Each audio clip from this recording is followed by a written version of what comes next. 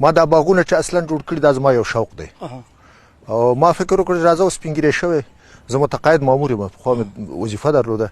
ما راځه دا مې یو خدمت دی د خپل کلي ولس ته به وکړم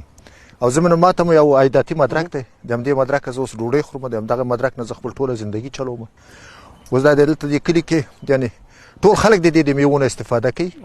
او زه یې هم خرڅوم هغه زما خپله شخصي ګټه ده دا اصلا موږ چې دا بوټي اخلو دا ټول پیوند شوي بوټي چې په قوریا کې پیوند شوي اوسېږي دا یې هغه وحشي شکل دی هغه غرنی شکل دی چې اول نه دا بوټی دغسې اوسېږي دا یې اصلي دغه دی او د نوعیت په حساب باندې دا یې 4 کنجه دي ګورئ داسې تاسو یې که وګورئ صاحب دا 4 دغه لري که نه دا 4 کنجه لري 4 کنجه دي داسې که نه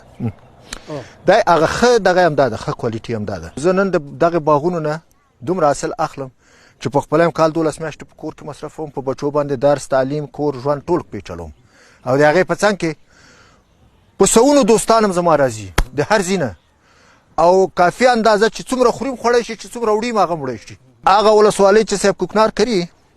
هغوی دومره بېبر او بېبرکته ژوند دی صاحب چې هغوی پروړه او بوس هم د کامې نه وړي هلته ځکه هلته کوکنار کړي پروړه او بوس یې نه وي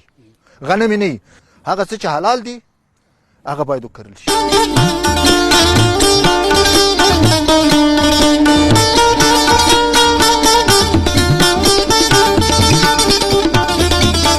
موږ د خپله میوه چې دا انشاءالله تعالی زموږ زراعت ډېر پرمختګ کړی دی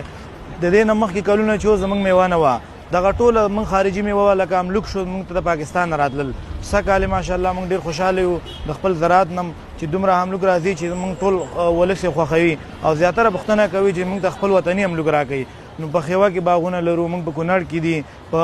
کامه کې دي همداسې نور منطقې کوم باغونه شته دی او تاسو ګورئ چې لکه څومره ولس چې راځي زموږ نه دغه پوښتنه کوي چې موږ ته خپل وطني املوک پکار دی وطني میوه پکار ده او ماشاءالله زموږ زراعت ډېر ښه شوی دی ډېر خوند کې هم ښه دی او رنګ یې هم ښه دی خو بیا موږ د ریاست وزارت نه دغه خواهش کوو چې باید هغوی زموږ د باغوانانو سره لږ لږ کومک وکړي چې دغوی دغه طریقه ورته وښیي چې آیا دغه دوی نه خراب نه شي زیاتره باغوانان چې زموږ دي هغوی په دغه طریقو کې لږ کمزوري دي کنې ماشاءالله زراعت ډېر ښه روان دی د نورو کلونو په پرتله که موږ سوچ وکړو زموږ املوک کې څه کال تاسو وګورئ نو غونډ بازار کې صرف زموږ املوک چلیږي